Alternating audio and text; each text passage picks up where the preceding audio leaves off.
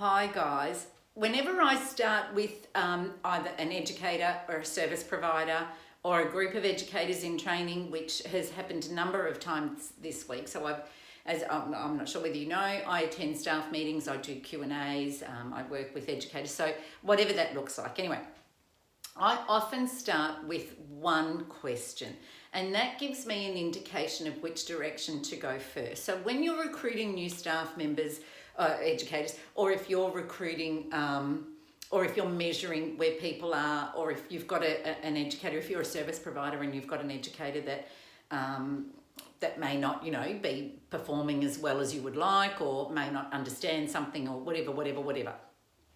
This is always a good starting point. Now, this is also a good starting point if you're going through the process of wanting to do a quality improvement plan, if you're wanting to review your philosophy even. So this is a really good starting point. This tells you what resources you need to get your educators or your staff. So this is always my starting point. And people think that this is a really easy one, but it's actually not.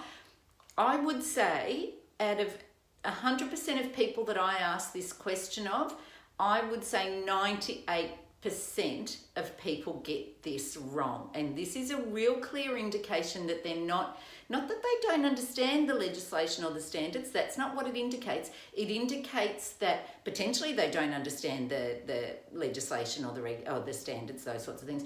But it indicates that they don't speak the department's language, which is one of the biggest barriers that we see. So the first question I always start with, so that people get it really clear in their head, and I speak about this all the time, if you can speak the department's language, the shared language that is in all of our documentation, it just makes life easier for you. Okay, so the first question that I always start with is, what is the National Quality Framework?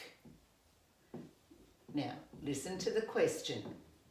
What is the National Quality Framework? So I don't ask, what is the National Quality Standards? What is the National Quality Law? I don't ask that question. What is the National Quality Framework? Now, what you've also got to think, your framework is essentially like your house. That is what we work within. And then we've got all these other things, which I'll fill in as I go.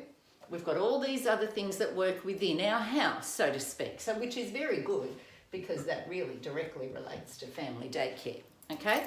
So what is the National Quality Framework? Now, if you're going to use this video as a training, I would suggest you stop this now, you let your educators answer this question, and you measure the answer so that you know where your educators are.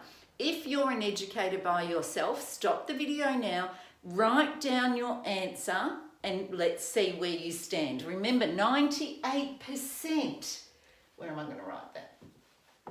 98% of people that I ask this question of get it wrong.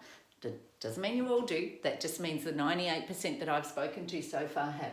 So, what is the National Quality Framework? This is the right answer. The National Quality Framework is the Education and Care, E&C, Education and Care Services, because that's what we're called. National, because we have a national law. So the Education and Care Services National Law. Okay? Then we've got the Education and Care Services National Regulations. Then we have the Education and Care Services National Quality Standards.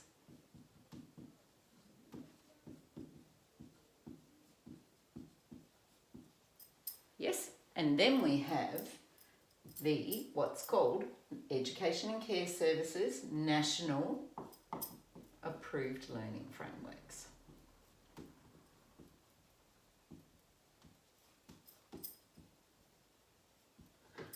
I haven't given myself much room. So, if you ask somebody, or if anybody asks you the question, what is the National Quality Framework? It is your law, your regulations, your standards, and your approved learning frameworks. Now, for family daycare providers, there are two, there's actually three, but there are two primary approved learning frameworks. So from a national perspective, you've got Belonging, Being, Becoming, and the My Time, Our Place. If you're in Victoria, there's the Victorian Early Learning Standards. So there's either two or three depending on which state you're in. Okay, so if you apply this to your house as the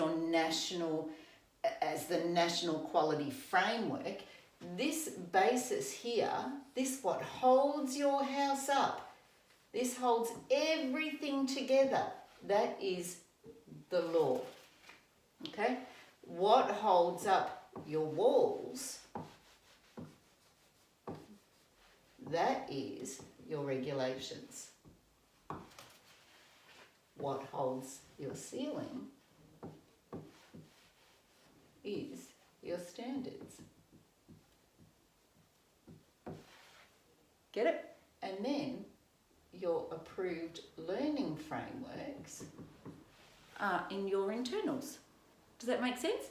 So if somebody can't answer this, or if you're struggling to get this, that is the basis of what we work on. So think about that. Your law underpins everything that you do. Everything that you do. And if you focus on, particularly for educators, not so much for not so much for providers, but particularly educators here, and I can't see because of my plant, but if you focus on part 6 of the law, that will give you, I might just move that out of the way, can you see that? So if you focus here on part 6 of the law, your operational standards here under the law, that will really help you clarify what it is that you need to do and put you in the right direction. So if you've got confusion around anything, like let's just say you're not sure how many observations you need to do, or you're not sure who an unauthorised person is even, or anything along those lines that the legislation speaks about. And when I say legislation, I mean these two things, the law and the regulations. If there's anything you don't understand, go right back to part 6 of the Act, your operational section of the Act, and that will give you clear guidance as to where you need to go. And then you go to your regulations. Remember, this is how it works up. Okay, so does that make sense? So show this around, get all your educators on board, make sure that everybody in your service can answer this question, whether that's new people or old people or whatever it is, and that is your starting point. No doubt about it. Have a great weekend. See you. Bye.